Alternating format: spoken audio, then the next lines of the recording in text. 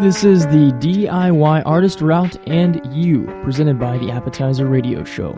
Hi, I'm D. Grant Smith. Our podcast shines some pointed light at the music industry. And by pointed light, I don't mean negative, it's just more focused.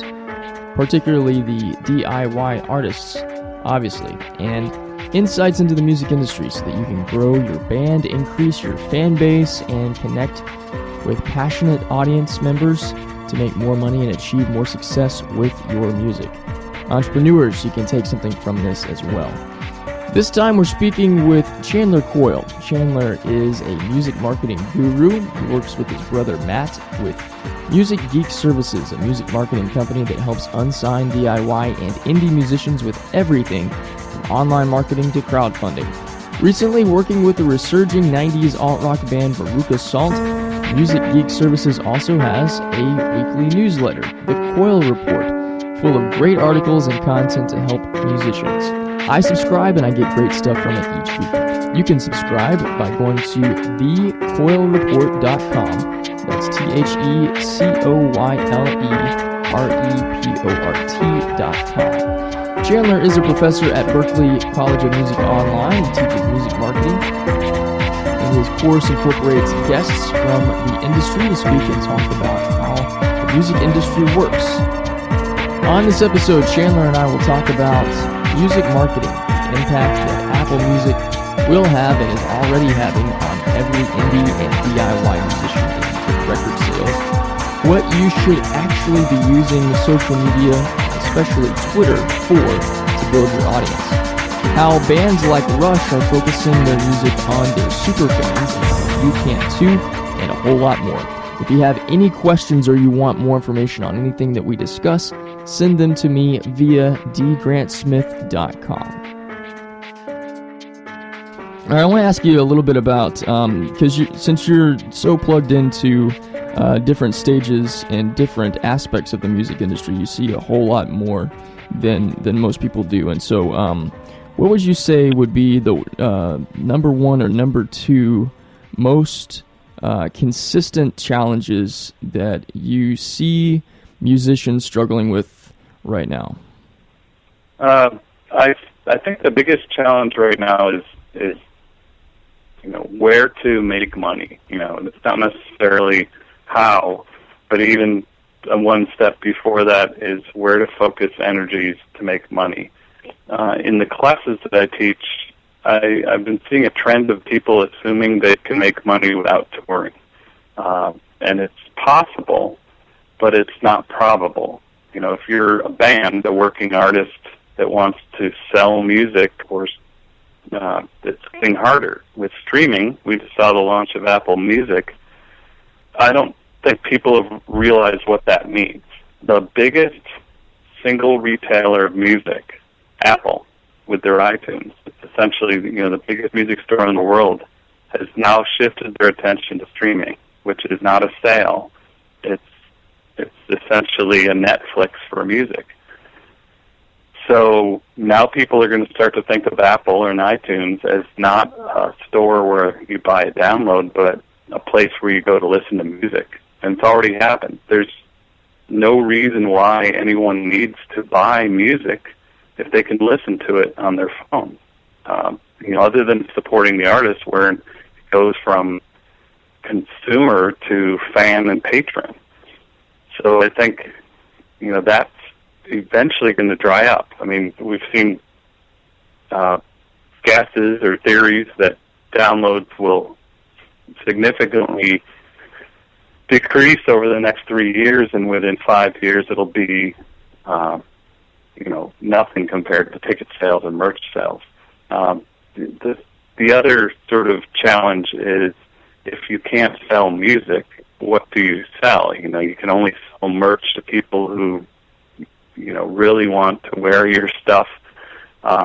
So there are a lot of revenue streams that we talk about in the Berklee courses, not just mine, but beyond that get into syncs and placements. And if an artist today is not exploring whether their music is, soundtrack worthy or ad worthy, they're missing a big opportunity. If it is, to get their music placed. And there's even companies like Rumblefish, which do sort of micro licensing or micro syncs.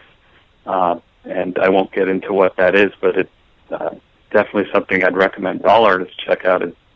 They work closely with CD Baby, which a lot of DIY artists will probably already have accounts with CD Baby. But that's another avenue to explore. But I also think that building an audience, if it's just a brand new artist, somebody who's just getting started, is to get out in front of people, because I think we're also at a turning point where email lists are going to be harder to build. I think it's going to be easier for people like yourself or authors who can give away an ebook or a guide. People want that. It's easy. It's no longer a lure to give away an MP3. It used to be 5 years ago, to get a free MP3 from Trent Reznor and Nine Inch Nails, you'd gladly give up your email address. Now you're like, why would I give up my email address? I can stream that song on Apple Music. So it's going to be a challenge to figure out how you get people to or if they're not into downloading, how you get them to unclench their hands and give you their email address. And so there are a lot of theories on what that would be. I'm sure even services like Noise Trade are going to have to figure that out, because they're a service built on free downloads. And when people no longer want to deal with MP3s, their business dries up. No one's going to be downloading. So I have a feeling we see gated streams, where a band might have an album coming out or a new single or something, and to get access to it, you have to give up your email address. You see a lot of that with Facebook like gating or Tweet for Track and stuff like that. I think you'll end up seeing it in more streaming form. In fact, I was testing a tool yesterday that I hadn't seen before from Hive. I think it's Hive.co. It's a CRM, a customer relationship management service that's sort of like Salesforce for artists, and it allows them to manage their audience online through a dashboard, and then build sort of email for media widgets, but more modern version where you can gate the stream. So if you want to hear the stream as a fan, you've got to either like on Facebook or give your email so that you can get access to it. So that's just sort of like further down the road as we see streaming become mainstream, ways that you're going to be able to get email addresses out of fans. Email addresses for me right now, I think it's probably more important to build an audience of fans and emails than it is to sell music on iTunes. Getting an email address, you can build a relationship. Making one sale via iTunes, you don't even know who that person is. So it's an opportunity to, maybe invest in yourself by acquiring emails now, build a relationship, and then down the road you'll have a strong relationship with fans that you can monetize rather than just, getting money earlier and then not being able to contact the people you sold music to through iTunes. I think those are big things that are going on right now. I think those are great points, man. And you said two things that the consistent issues. Yes, number one, not playing in front of people is a detriment to yourself. I run into that too. And from my side of things, it's a little bit different. There's people that want to do radio campaigns without performing in front of people, and I don't understand that. Those two things go together. What's the point of having your music heard if they're not also going to have the opportunity to see you live, where you're going to actually have more of an opportunity to make a sale, and not only to make a sale, but to build a connection with the fan. But then the other side of the thing, like what you were just saying with building the relationship with the fan base, instead of just pitching your stuff to people that you know their name or now you know what their social media handle is, and you're just, the first thing you're doing is throwing your stuff out there. How do you feel about the first parts of the relationship building side of things for the artist, which is, hey, thanks for listening to my music, or thanks for following me. What is it that you're interested in? Those initial questions, instead of what in I'm saying, buy my music. Yeah. And maybe you're seeing this too. As soon as you like somebody or you follow them on Twitter, and I love Twitter in some ways more than I do Facebook from an audience building, relationship building platform, because there's a lot more ways to build actual dialogue between people that you don't know. But what I'm seeing is, as soon as I follow somebody, I'll get a direct message that says, "Hey, thanks for following. Check out my music on this website." And for me, the direct message is kind of it's a private conversation, and I think it kind of has this built-in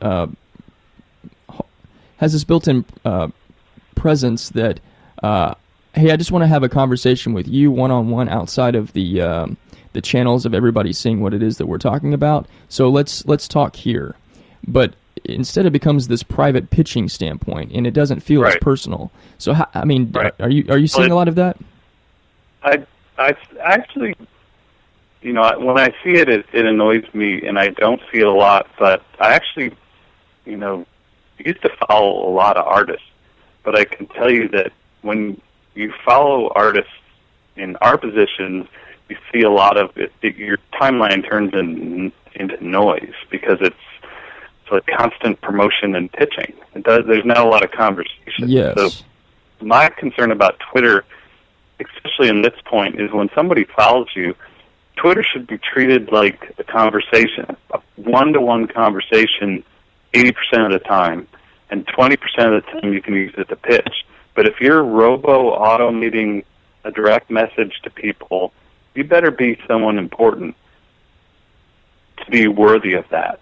The emerging artist is not worthy of that. And what I wish would happen is, if I sign up for an email list, follow on Twitter, or I guess they can't see who, well, I don't know, I guess they can see who links on Facebook. Facebook's always an awkward system to manage from an artist standpoint, but is it really that difficult when we're talking about, if you're getting 1 or 2 new follows, fans, subscribes a day, to personally respond to those people? Just tweet back at them publicly. I actually think while you can direct message a fan, it sort of creeps me out when that happens. Mm-hmm. I would rather get, if I follow Veruca today and they replied, "Thanks for the follow," even if they said, "Did you know our new album came out?" Because this today, I think the launch of Apple Music is more important than people realize. But as of today, the default is no longer go buy my album. The default is go listen to my album. Go and make yourself a fan. If you're following me on Twitter because your friend talked about, say you're 25 years old and you don't remember Veruca Salt from 1994 or 95, and I'm a 25-year-old who follows because I've heard this new album is great, and they'd say, "Hey, go listen to our album." I'm like, "Oh, good, it's already out." A public reply to even a new fan is sort of exciting. An artist, even though he might be behind it, it might be their social media person, there's still some element. It doesn't have to happen every time. If you're getting 100 follows a day, it's not going to happen. But I think there needs to be some level of personalness added in, because it really gets down to artists can no longer assume anonymous masses of people consuming their music. It's now back to the patronage model, where the people supporting you. You look at a Pledge Music campaign, where some campaigns will, you might see $50 to $100 per pledge average, and depending on what your budget is, if you can make an album, and if getting $50,000 in what is the equivalent of a pre-order sale will make a difference to you, doesn't take a lot of people to get $50,000 if you can get them to spend an average of $100 per pledge. You know, I even saw an artist who got, she had an email list of 1,200 and set a goal of $20,000 on pledge. And I said, you know, that's going to be really tough because you might have 10% of your people pledging. And she said, well, the good news is my, you know, pledge people are older and they've got disposable income, and I think I can make it. She not only made it, she exceeded it. She went to 30,000, and I think that was with 300 pledgers. So I don't know what the math is on that, but you can figure that out. Yeah. Yeah. So, I mean, it's crazy to know that. I mean, she doesn't know each one of those individually, but I think what happened is over the years, she had developed a relationship with these people, and when you put something up there that says, you know, you get the vinyl signed plus the T-shirt plus, you know, signed lyrics or original lyrics or something, or VIP meet and greet when I come to your town, just buy a ticket to the show or sell a ticket if the artist has allotment. But I know it gets a little, I call it circus monkey, you know. Artists don't like to feel like they're selling out or pouring themselves into, like, opening up their archives and selling all their keepsakes, you know, just to make a buck. But there are things you can do on pledge music that will get you a sale. That the average on pledge is $50,000. The average on pledge is $50 per pledge. But I see periodically campaigns that go up to $100 average, and compare that to a $9.99 album download or even a ticket. You know, if a ticket to your show is $15, you're not going to get all that $15, and not every person's going to buy merch.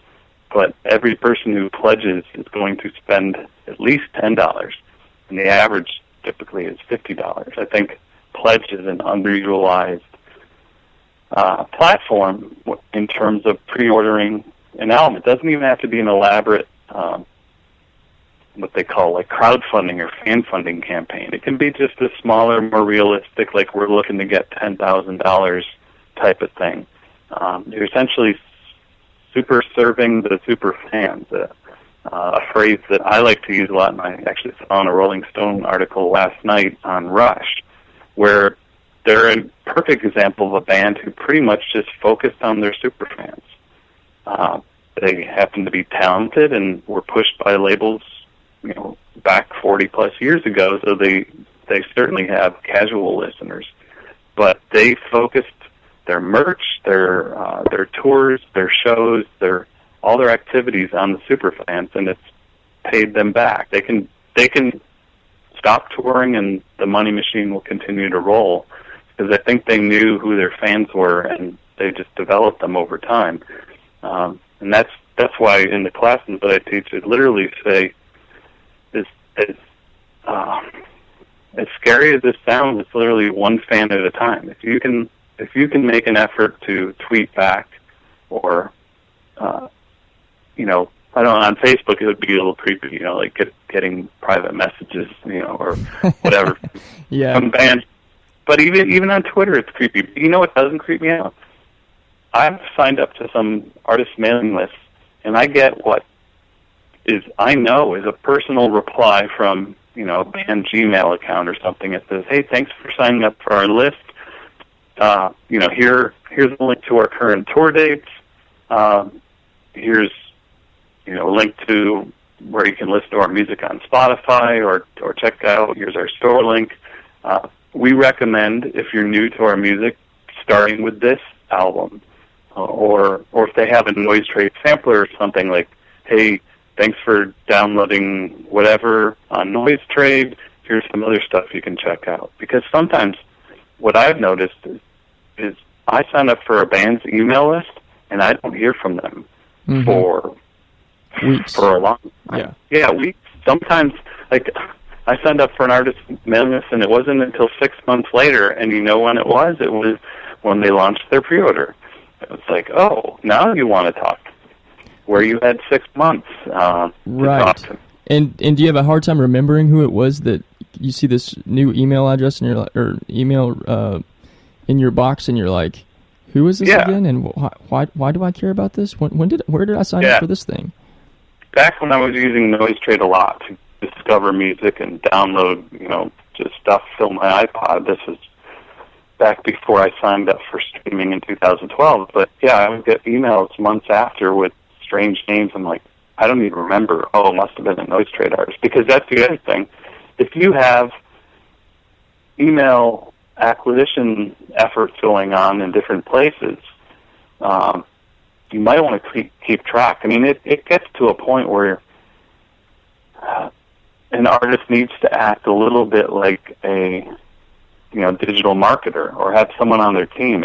It's not that difficult. There's some people in the music education space who are recommending that in some cases that maybe you have an autoresponder set up for the first couple weeks. Just say, hey, I'm going to email you a couple things so you can get to know me or whatever.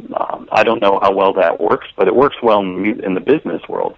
I don't know how well it would work if Joy Williams right gets people, sends out these obviously autoresponder stuff, but it may work for some people. We profiled an artist who sort of floats between the folk and the Christian worlds in an article I wrote for NoiseTrade.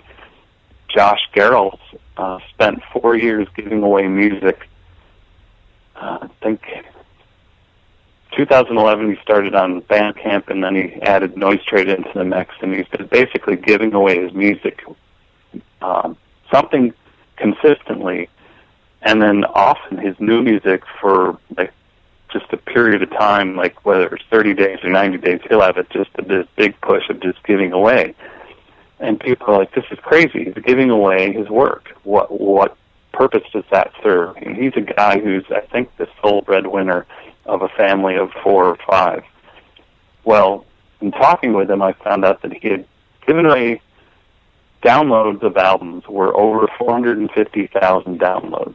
And of that, there were 212,000 unique people. So some people obviously went back and downloaded more. And when he needed to crowdfund a new studio, those people supported him. And each album that's come out has done well enough for him to tour. Like in Philadelphia, I think he's playing a 1,300 capacity room, and he's playing similar rooms in Chicago and New York, and touring to other places and selling out. He's got a booking agent, but he doesn't have a manager. I don't think he has any publicist or anything that he charted on Billboard while giving away his album on NoiseTrade. And all of that's interesting, charting on Billboard, selling out rooms, but the one statistic that stuck with me was that this unknown guy that I had never heard of had an email list of over 200,000 people. You can move significant hills, if not mountains, with an email list of 200,000 people as an indie artist. There are some famous artists inside and outside of the Christian genre that don't have 200,000 emails that I'm aware of, and I've worked with artists with 30,000 emails who are just banging their head against the wall, who are much more famous than Josh Garrels. So that's Emily White, the manager that I mentioned earlier. She had a quote she put it in an article that she wrote for Medem. It was something, or I think it appeared on iPod too. It was, an email list is an artist, IRA or retirement account. Mm-hmm. It's something that Derek Webb at NoiseTrade likes to say is that, when given the chance, he's an artist who founded NoiseTrade. When given the choice, he will choose data over early dollars or quick dollars, small dollars. He'll always choose data because a dollar that you get, it goes away. It's like a spendable resource. You've got to go do something to get more. Yes, there's interest, but today interest is nothing. Look at the CD rate. Mm-hmm. But data data on your fans or even potential fans is something that you can invest in, grow, and it can turn into a renewable resource over time if you develop a relationship. It's an asset. Data is an asset. Money is not. Some people say I've got assets. They got big money in the bank, but really the data is worth more. Toscan used to, purport that the average value of the fan, collected through their system was like if you had sold them a download with $9.99 or 99 cents or $1.29 on iTunes, you would have been shorting yourself because emails collected through the Toscan email for media widgets would lead to average value of a fan of $3 or $10 or $25, over the course of the lifetime of the fan or whatever, versus just $9.99 sale on iTunes. And so that sort of goes back to the challenge is rather than focusing on iTunes downloads these days or even CD sales, is to focus on or think relationship first. And that goes back to your social media question. They're not numbers, they're people. And I always I find it odd when I have an artist either in my class or contact me for consulting work, and I've never heard of them, and they have like 50 or 60,000 likes on Facebook and very little engagement. Mm-hmm. And which means that people maybe those are all legitimate likes, but those are things that's like liking Target on Facebook. It's just there's no friction, but the person really doesn't care about your band. Mm-hmm. Or maybe you were really the person who was known as posting cat meat. Right. And so you have a lot of people who thought you had cute cat things, but they didn't even realize you were an artist. There are ways to game the system. I think what we'll see is artists who've been living a lot on downloads and stuff like that, we'll see that dry up. There was a report that came out, actually it was an article. Mark Mulligan, who's sort of, I guess, an industry writer, researcher, wrote an article that said with streaming, he anticipates the majors will do well eventually when subscriber base of streaming services increases. Indie labels will struggle. And then I said, okay, he's missing something here. So I hit him up on Twitter and said, well, what about DIY artists? And he said, oh, well, they're in even bigger trouble than indie labels. In other words, those that depend on streaming or those that depend on download revenues need to act now to find alternate sources of revenue. And, obviously you can go scramble and try to get some placements, but the other way you could do is really make a step back and do a gut check. How well do I know my fan base? Do I have an email list? Do I know how to contact the fans? I think that's right on, man. And you've said, there's several things you said in that all that stuff. Tying into the super fan is something that I talk about a lot, and I think you and I both talk about that a lot on our separate platforms. But especially with, and not even getting into the Apple Music and Google Play and all the other different gigantic multi-billion-dollar companies that are investing in the streaming of music as a platform. But the simple fact that aside from the fact that there are major labels that are spending millions and millions and millions of dollars in promotion, and then you've got the millions and millions and millions of DIY/indie artists and labels and whatnot. But the noise and the competition is so high that if you are not, like you just said, in relationship with your fan base and know how to relate to them and know how to communicate with them, then you might not be toast now, but you're going to be a plate of toast pretty soon, because there's so much of, and it ties back into the social media stuff. I'm a relationship person, and I make a habit of even if somebody just favorites one of my posts, I'll send them a thank you for that, because I want to build a connection there, and I want to get to know who they are and what it is about. Even if it was a simple statement and it tagged somebody else, like, what was it about that they liked, and how can we build a dialogue about this? But just like you said, when an artist doesn't treat a follower like a person, then maybe you still keep the person as a follower and they don't take the extra effort to go in and unfollow you, but you've lost their heart, and that's the number one thing. Getting their attention and getting their passion behind you. And that ties back into the superfan thing. There's so many people all competing for a space and a piece of essentially the same listening pie, that when you're not really building a strong connection with a core audience group, then you're doing exactly what you said a minute ago. You're investing in the dollar end, or maybe not even investing in that, but you're not investing in the connection, and that is the lifeblood. Right. I think, I've seen. Well, I'll put it this way. I'm a music fan, and I have, 40-plus years of experience being a music fan. And even though I'm an older music fan and distracted and work on the internet, which is a distracting place, I still feel that there's bandwidth in my life for artists that I like to fill who aren't choosing to fill it. So there's artists that I'm really passionate about who I think don't interact with their fans enough. I'm not asking them on a daily basis to send me private emails, but I think you need to look as an artist. Are we engaging enough, and is there room? Sometimes I think some artists are a little bit over the top with, like, a pledge music campaign. When you hear from them via email 3 times a week, we're almost to the goal. We're almost to the goal. We're at 86%. We're at 87%. We're at 88%. That gets a little annoying, and that can turn some people off. But even within a pledge campaign, I've seen some artists that we don't want to bother the fans too much. No, bother your super fans, and you'll know when it's too much. You'll know when it's.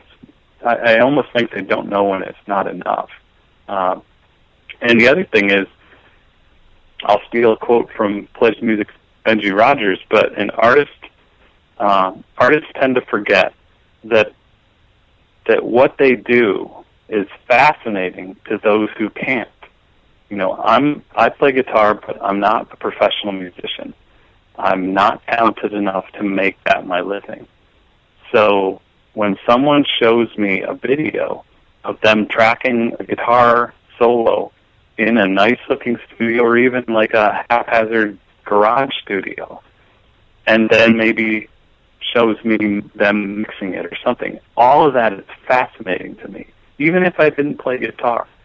The reason behind the music and storytellers were so popular for a period of time on MTV, when MTV actually, appealed to people like me, was because it gave us a peek into something that we couldn't see. That type of stuff is still something that artists, if you can't sell your music, you can at least sell the performance of it, and then for the super fans, you can sell access to the behind the curtain stuff. I mean, that's what I want. That's like the pledge music campaigns that reveal the making of the art. If you're not, unless you're a secretive artist and you don't want to reveal your secrets, that's fascinating to your super fans. And I think, although we're probably in a period where people are more likely to not go deep on an artist because there's so much music they can listen to, there's still always going to be music that moves you. So if somebody moves you, that's the thing. An artist needs to sort of sense when someone's moved by their music. And you can do that by, who's the crazy person who keeps liking all our tweets? Perhaps they're a super fan. Who's the person who keeps sharing our stuff on Facebook? who's the person who keeps showing up in the front row at all the shows that we play in Texas? That's your super fan. You know, they're sort of laughed at. You know, in some cases, when I talk to super fans or Benji Rogers at Pledge Music, there's always the cynic in the room who's sort of chuckling, like, they don't exist, or they're not banks. You can't build a career on super fans. Super fans always existed. We just started talking about them because they're sort of the lifeblood for many artists. And this DIY, well, we'll say this direct-to-fan era, this new business model, it's existed. Remember all the bands in the 80s, the punk bands, the hardcore bands? Yeah. DIY, you know, all the bands that I grew up with, and after, you know, I went off to college and left my band, the bands that continued on, the bands from my town, they were getting in the van, they were making cassettes, they were dubbing, you know, high-speed, multiple copies of their cassettes and going out and selling shirts, and they were calling people who went to college with the receptionist who works inside of Warner Brothers Records, because that was just some contact, potential lead to get their music heard by a label. You know, just a passion that was going on back before the internet made it easy to get access, and it's almost like, I don't know, the DIY ethic was now a business model, a direct-to-fan, sell direct-to-fan, where it used to be, I think DIY is more focused on fan engagement, and direct-to-fan is too focused on the sale. So your point about getting a direct message like, go check out my music, you can buy it here, right after you follow them on Twitter, is, I think the problem with direct-to-fan is sometimes it's confused with direct-to-consumer. There's a difference. Yeah. Fans can be consumers. Fans can consume, but consumers aren't necessarily fans. That's a great line, man. You've had so many good quotes, and I've been trying to kind of jot that down as we've been going along, because I want to make sure that all this stuff gets showcased.